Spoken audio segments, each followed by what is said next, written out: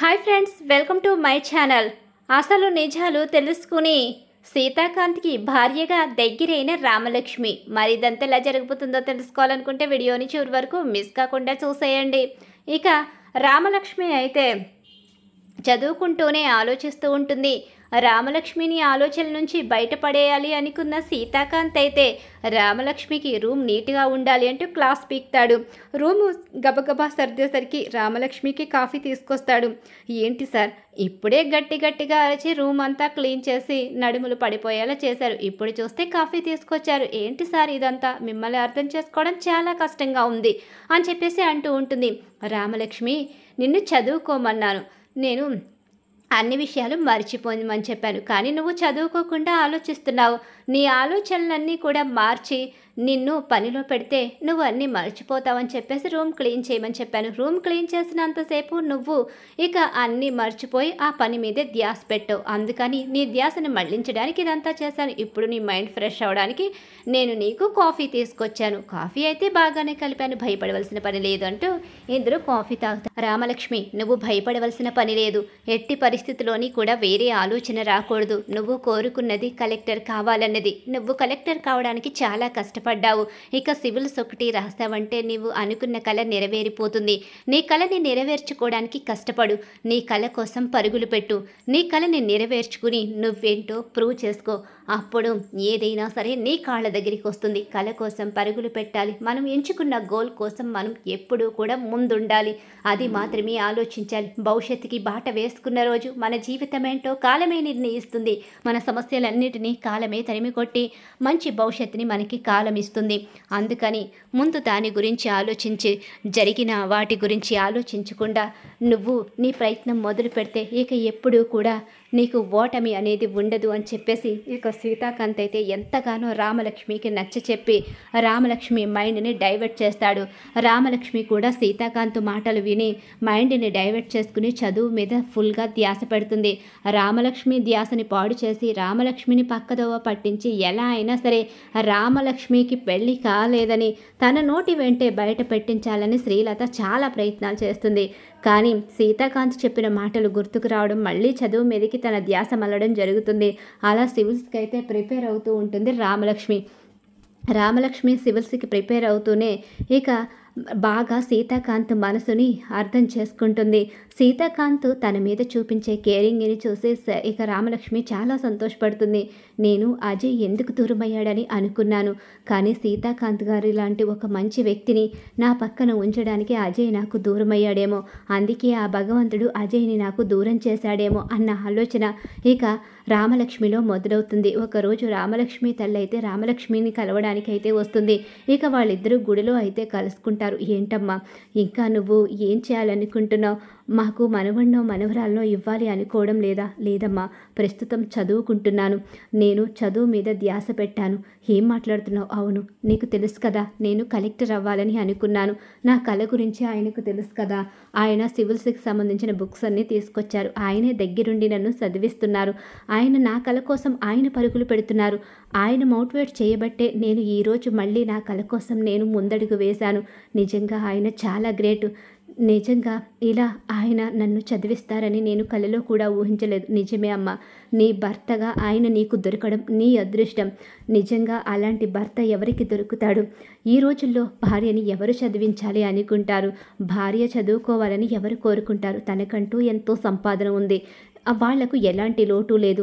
అలాంటప్పుడు తను సంపాదించిన సంపాదనతోనే సరిపెట్టుకోమంటారు తప్ప చదువుకోమని అయితే ఎంకరేజ్ చేయరు. కానీ అతను నిన్ను చాలా బాగా ఎంకరేజ్ చేస్తున్నారు. నిజంగా అల్లుడు గారు చాలా మంచివారు.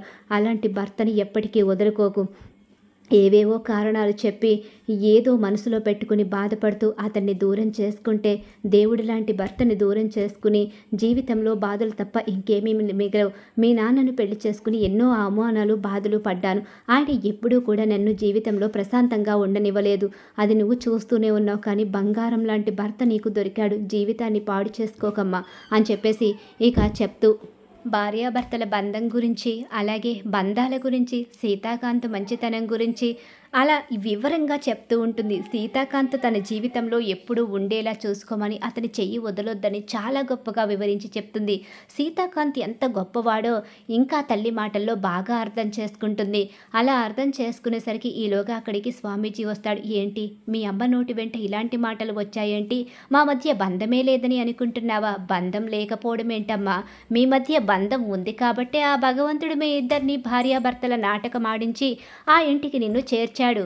జన్మజన్మలుగా కలిసున్న మీరు ఈ జన్మల్లో కూడా కలిసే ఉండాలని, జన్మజన్మలుగా కలిసి ఉండాలని కోరుకున్నారు. కానీ ఆ బంధాలు మీకు నిలబడలేదు. మిమ్మల్ని విడదీస్తూ వచ్చారు పెద్దవాళ్ళు. ఇప్పుడు ఈ జన్మలో మీరు కలిసి బ్రతకాలని ఆ భగవంతుడు రాశాడు. చిన్న చిన్న సమస్యలు ఒడిదుడుకులు వస్తాయి, కానీ మీరు మాత్రం విడిపోరు. ఎందుకంటే జన్మజన్మలుగా బంధాన్ని కలుపుకోవాలని ఒకరి కోసం ఒకరు పుడుతూనే వచ్చారు, విడిపోతూనే వచ్చారు. పెళ్లి జరిగింది, అయినా కూడా మీ ఇద్దరు కలవలేదు. కానీ ఇప్పుడు మాత్రం విడిపోరు.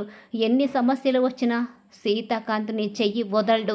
అలాగే ఆయన మంచితనం తెలుసుకున్న రోజు ఆయనే ప్రాణం ప్రపంచంగా బ్రతుకుతావు, చూసుకో, జన్మ జన్మల బంధం మీది అని చెప్పేసి స్వామీజీ వెళ్ళిపోతాడు. ఏంటమ్మా ఆయన ఏమంటున్నారు? అవును, జన్మ జన్మల బంధం అంతా. ఈ బంధం ముడిపడిందంటే 7 జన్మలుగా మనం కలుసున్నామని అర్థం. జన్మ జన్మలుగా మీరు కలుసున్నారు కాబట్టి ఈ జన్మలో ఇలా మీ బంధం ముడిపడింది. ఆ ముడిపడిన బంధాన్ని మరింతగా ముడిపెట్టుకోకని, విడతీసుకోకని చెప్పి వెళ్ళిపోతుంది.